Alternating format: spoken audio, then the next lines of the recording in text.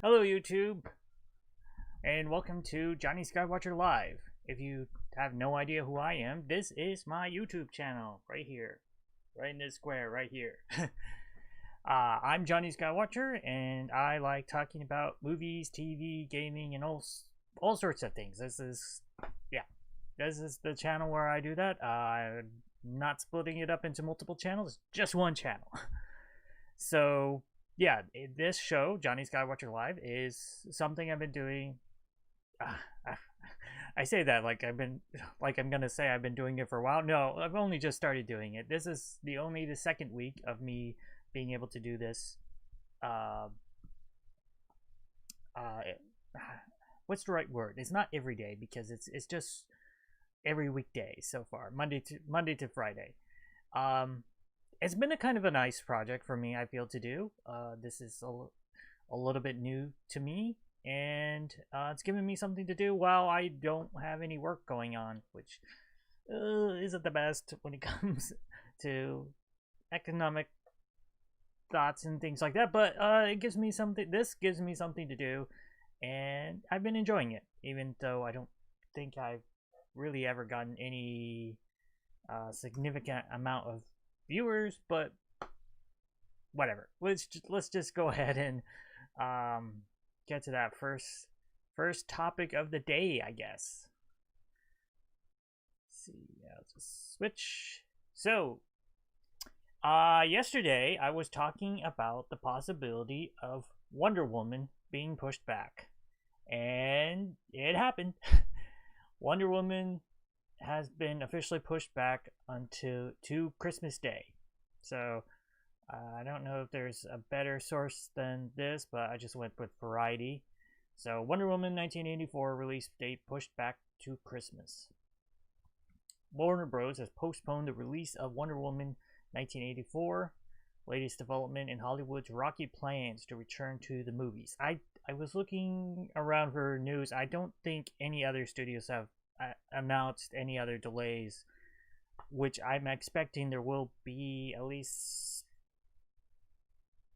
a little bit from this news.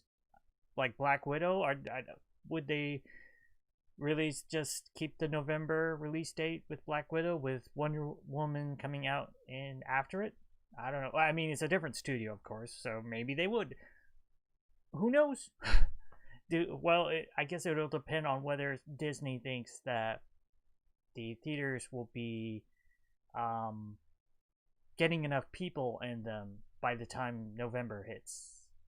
And I believe Black Widow is scheduled for like the beginning of November, right? Let me just check Box Office Mojo really quickly, I should say. Actually, it doesn't say October. Let's just go. I just want to. What is Black Widow's current release date?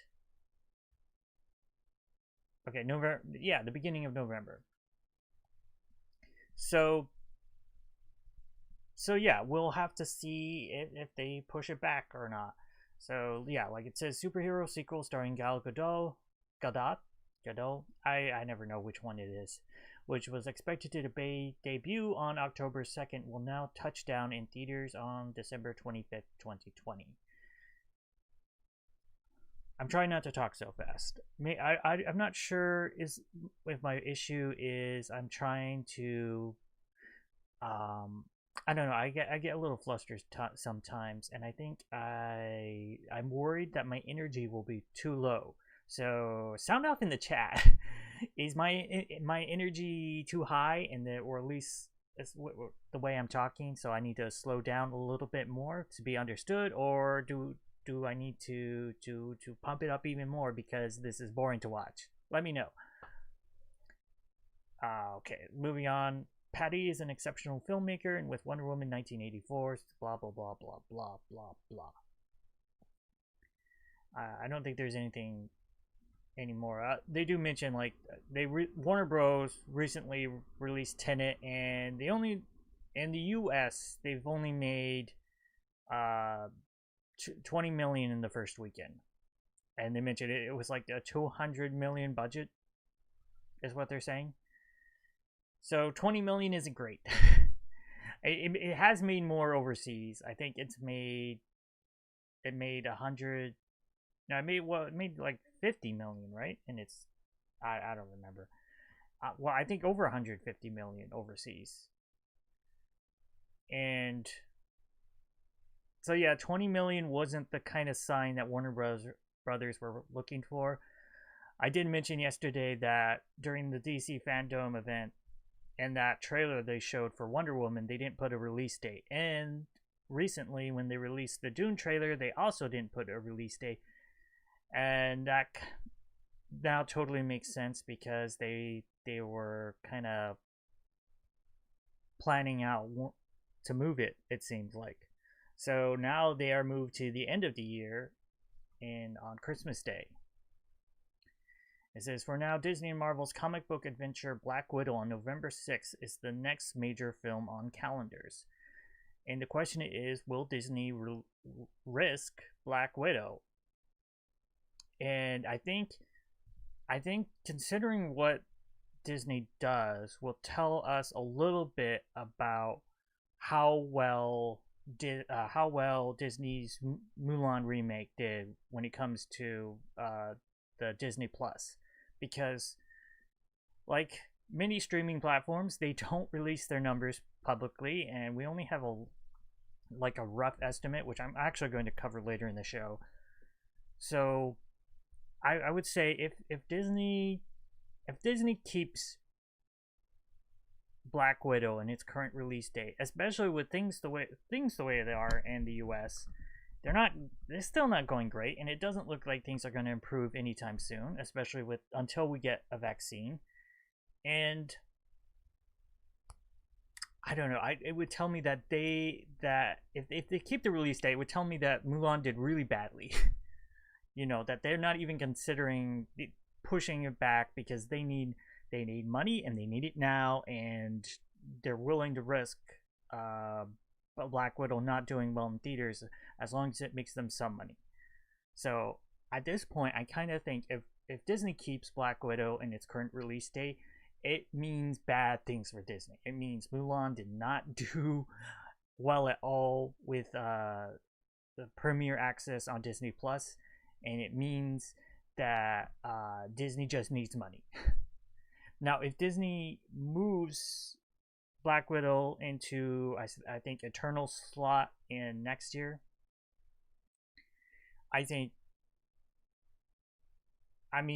it'll be a little. I don't think that necessarily says that Mulan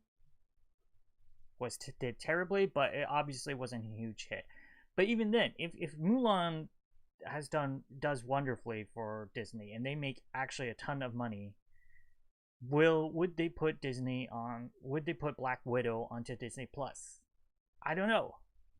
It would be unprecedented, but on the other hand, is Black Widow the kind of movie that Disney expects to be expects to be possible to make over $1 billion? I don't know. And I guess I'll talk about that about I'm not Canadian. And then in the article they also talk about Dune coming out and how it didn't say a release date, which was suspicious, especially considering it was going to come out originally in December. I don't think on Christmas Day. It was going to be earlier in December, which I don't think they have officially. They haven't officially announced that they moved Dune, but there's pretty much no way Warner Bros. Would put out Dune and then put out Wonder Woman in the same month. Especially with things the way they are. There's pretty much no way they would do that. Okay, and I don't think there's anything else.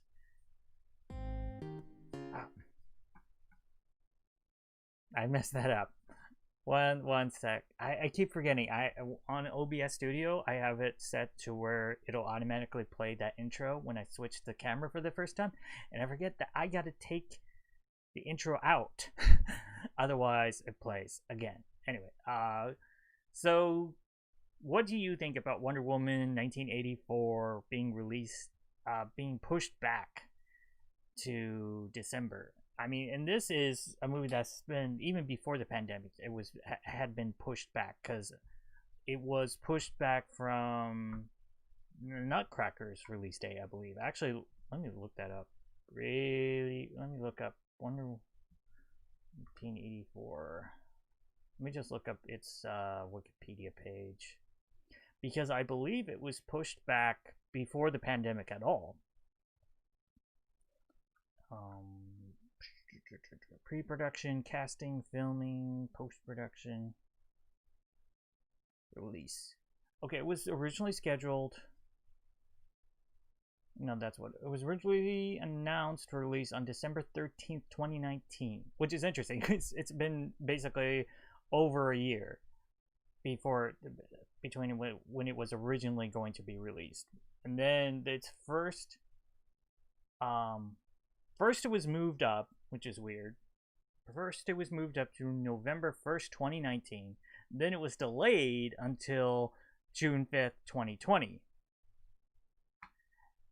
And I believe that was the movie that took its place was not something Nutcracker, or maybe no, I'm thinking something wrong, because no, yeah, I think so. It was Nutcracker. I read that somewhere, which didn't do well at all for Disney. So I guess that didn't work out.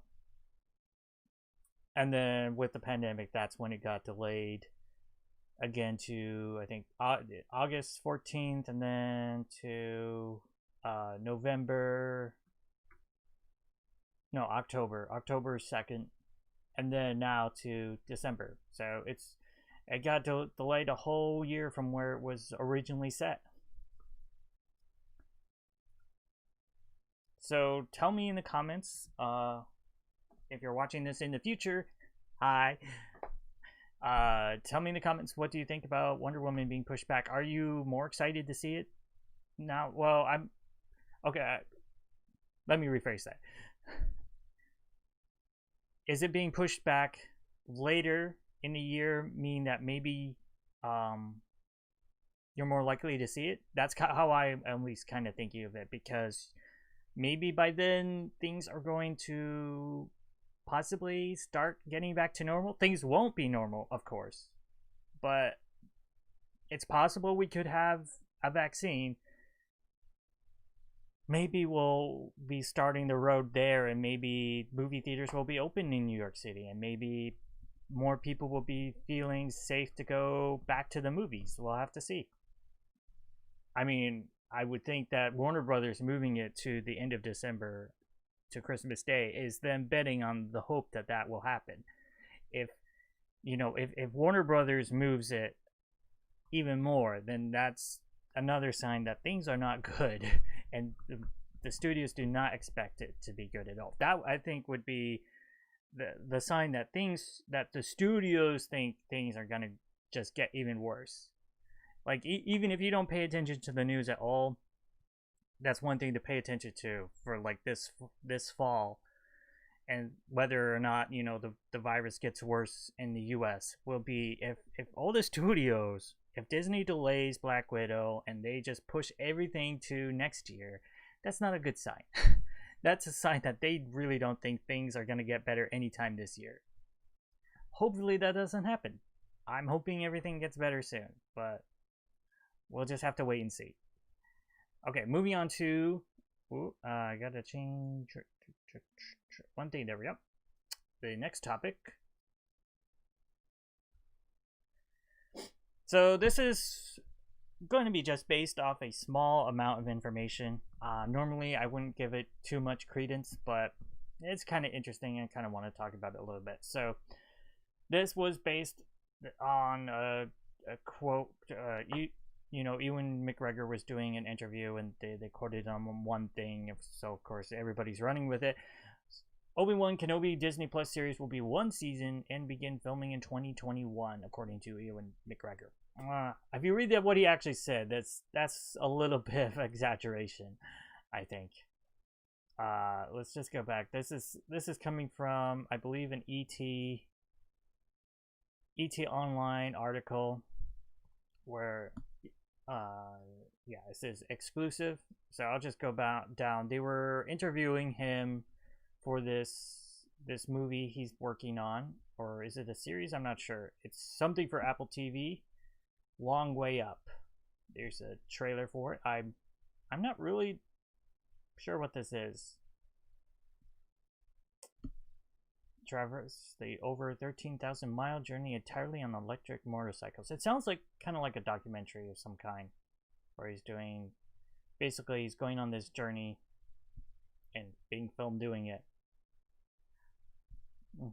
Not really my kind of thing, but let's just go down to this quote. So they asked him, of course, about this Obi-Wan Kenobi series, which I guess has been kind of confirmed. I don't know.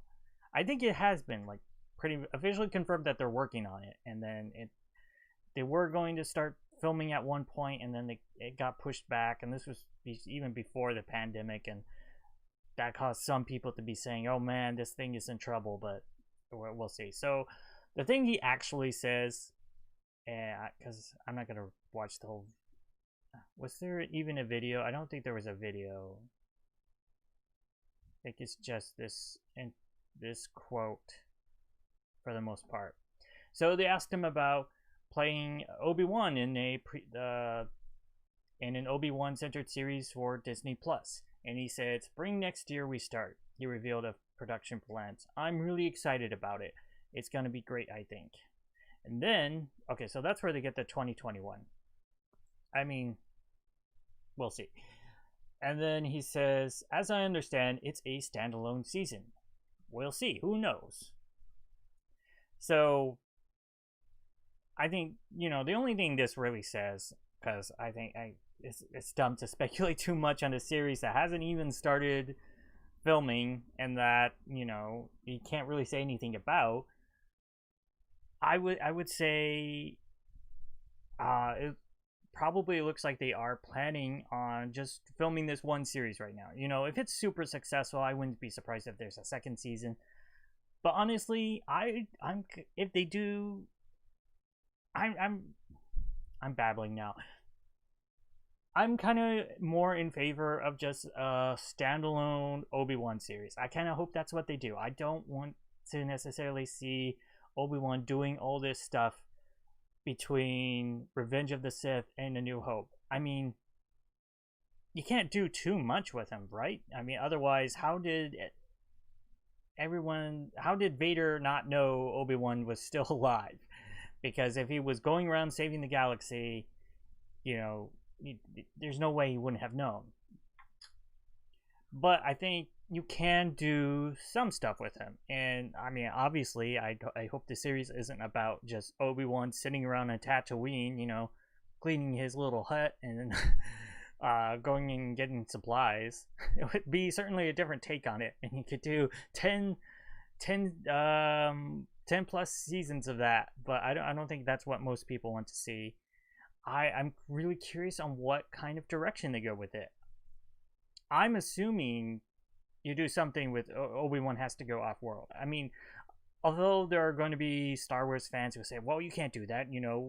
Obi-Wan had to stay on Tatooine the entire time and watch over Luke. No, but that's boring. They've done comics where, like, of Obi-Wan stories between Revenge of the Sith and A New Hope where he's on Tatooine and he protects Luke or, has some side story. I don't want to see that in a live action series. I mean, you're getting Ewan McGregor back. You got to do something more exciting than that. And I think it is possible to have Obi-Wan do something off-world that's important, or without it like creating a giant plot hole. You just can't be known to be Obi-Wan, and even if you're going like from the continuity, he says, "Nah, I'm not gonna even go there." Yeah, I think you can fit it in. I don't think you can do so too much, because if you have multiple seasons each time of him going on another mission or something else, it's gonna stretch. It's gonna stretch it to the point where it's not really believable. I say, for like a sci-fi series, which has A lot of stuff that's not believable, but you know what I'm saying, right? You know what I mean, right? Anyway, those are my thoughts on a live action Obi-Wan series, on it being a single, like a standalone series, which I'm totally for. I think I don't want to be overexposed to Obi-Wan, and I think a single series, even if it's like just 4 episodes, I think I saw someone saying that it might be just 4 episodes.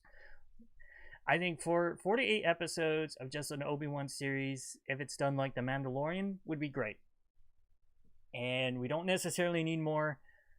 I think that could be the perfect amount. Okay, and I think I'll just move on to my last topic.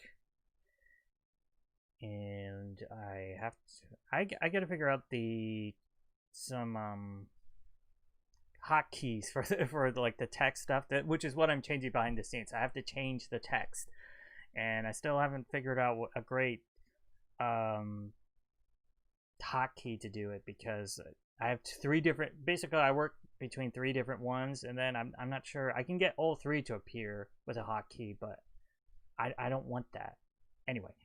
Not important, but I figured I'd let you know that. So moving on to the last topic, this is something I wouldn't necessarily believe this too much, because obviously this is an estimate, a guesstimate for the most part, but I wouldn't even necessarily trust this source, but I was kind of couldn't find any great sources for this information. Disney's Mulan scores 33.5 million in streaming Labor Day release. Industry estimate. So this is a guesstimate from the first weekend. So, it says they've been doing Samba TV, a viewer tracking company for smart TV. Says the movie, which is running on Disney Plus, pulled in an estimated 33.5 million in revenue and was seen in some 1.12 million US TV homes. These results are based on the Mulan $29.99 price tag under Disney's Premium Access service, Samba TV says. And they have other ways that they've been trying to track this information. Like I mentioned before, Disney won't tell us how much it makes. Netflix has been doing this for a while, and they do the exact same thing. They announce specific figures that make them look good. So I wouldn't be surprised if Disney does announce something like, oh, Mulan has been downloaded this amount of times, or by this amount of people, whatever makes them look the best. They're not going to go and give us the full figures for how the movie is done. And I think that, from that we can infer certain things, like what probably wasn't as good, because they didn't tell us. If Disney doesn't tell us any fact or figure about this, that's not really a good sign. I mean, it doesn't necessarily mean it did terrible. It's just it's not a good sign that they didn't say anything. But we'll have to see. But the thing I do want to look at is like this 33.5 million estimate. So I know I did see other people saying that's not good. Well, it's not hugely, it's not huge if you compare it to other pre-pandemic releases. That's certainly not the figure it was going for. But keep in mind, Tenet released in theaters and it made 20 million in the US over its first weekend. And keep in mind, Warner Brothers doesn't get a bag of cash of $20 million. I don't know exactly how much they make. I think I did see, I was watching Dan Merle, and he was saying that people have been saying that they've been getting 75%. So let's just do a quick, actually let's just do a quick calculation on this. If you have, let's say, 20 million and you get 75% of that, I should have been able to do that in my head. 15 million. So Warner Brothers gets like 15 million compared to Disney. That, you know, if and this is a big if, I, you know, who knows if this is accurate or not. If they made 33 million in its first weekend, that's not bad compared to Tenet, because they get all that money. They're not sharing that with anybody else. You know, it might get spread out throughout the company or whatever, some weird Hollywood magic accounting, but in terms of Disney getting the money, they're not sharing that with a other VOD things. Or I know when they release it on other video on demand, they're sharing it with Apple because it's available on the iTunes store. You're sharing it with Google. No, Disney is getting everything. At least I think so. That could be inaccurate. You know, there could be more to that story, but as far as I know, Disney is getting all of that money. Maybe. And the reason I say maybe is because I don't think I've seen anyone else talk about this, but when it comes to Mulan, there has been that recent thing between Fortnite and Apple when it comes to buying stuff through the app in the store.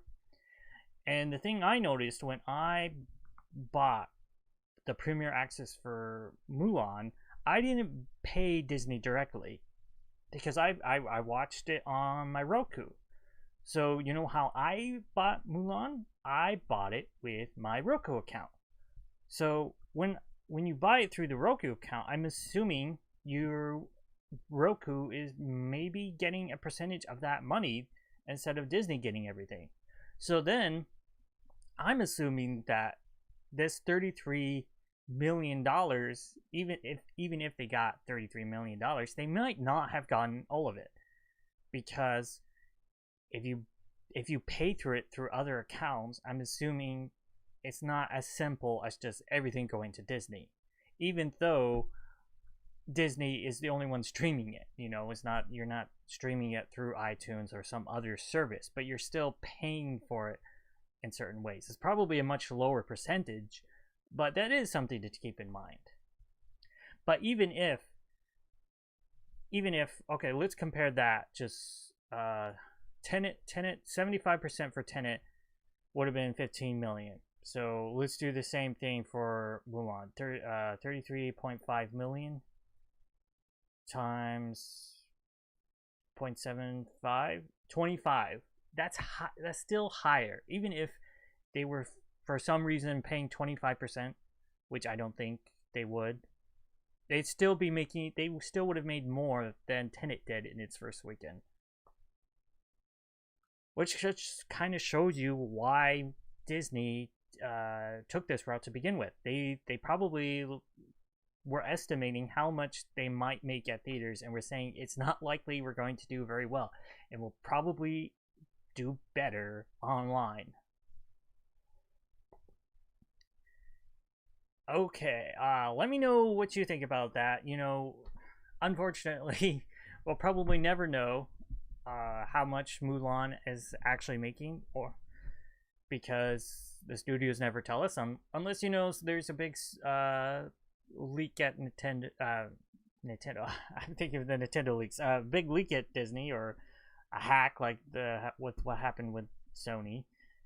Other than that, let me know in the comments what you think. Do you think this is likely that Disney is making this much money, or do you think this is kind of just made up? With that, I think we're at the end of our show today. Let us repeat the YouTube mantra. Please like, comment, and subscribe. But I have a big problem with saying but. I'm working on it. I don't know if you could tell, but throughout this show, I was really working hard trying not to say so much. I don't know how well I've done. It's a hard habit to break. I also do that thing where I just repeat the word over and over like I'm stuttering. I'm not really, it's not a full stutter, but I am hesitating where I'm going in the sentence. Anyway, if you are watching this, thanks for watching. Thanks for watching the whole video. That's pretty much the most important thing. Feel free to leave a comment. Always lets me know if anyone actually paid attention. You know, you can even say I watched the show, whatever. I don't care. Otherwise, feel free, like I said, to subscribe to the channel if you like this. I make some other kind of content stuff. I've made some recently. I'm doing it again. I'm saying it's such a bad habit, and it's so hard to break.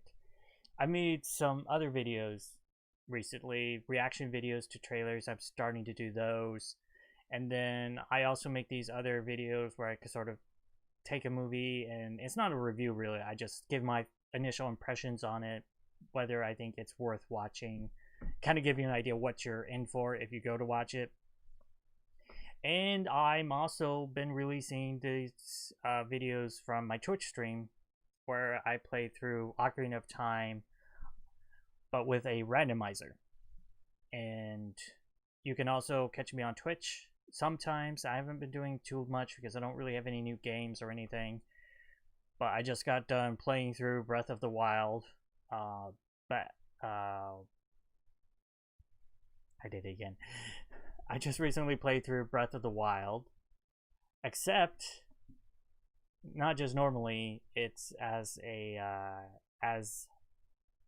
pacifist run. That's what it was. I was having a hard time thinking of the words. That was pretty fun. I just got done with that the other day. And you can also follow me on Twitter at Jonny Skywatcher. Right now, it's pretty much just, for the most part, it's this content just saying, hey, I put out a video. Please watch me. Please pay attention to me. Please someone pay attention to me. But I also sometimes, I want to in the future put up just tiny little videos that are too short for YouTube onto Twitter. We'll see how that goes. I put up one after watching the Dune trailer. I don't think it got much attention, but I thought it was kind of funny. I don't know. It was based on the moment Paul Atreides and the Dune trailer said, "What's in the box?" I just immediately thought of Seven and "What's in the box?" So yeah, that was fun. And let me try that again. I'm working really hard on trying to break these bad habits of mine, and I hopefully when you watch the show in the future, you can compare it back to these early shows and see how much I've grown. Maybe. Thank you for watching this show. I will see you in the future next week. I'm going to try to keep the same schedule. When it comes to a time, maybe I'll try locking down a more specific time than just some time between 5 and 7. If you want a more specific time, please ask for it in the comments. Please let me know if you're watching this. Is anyone out there? Other than that, I guess I'll see you in the next episode or next video I do. That is not the right intonation I meant. Let's try that. I'll see you in the next video. And let me just make sure. Okay. Let's third time's the charm. I'll see you in the next video. Bye.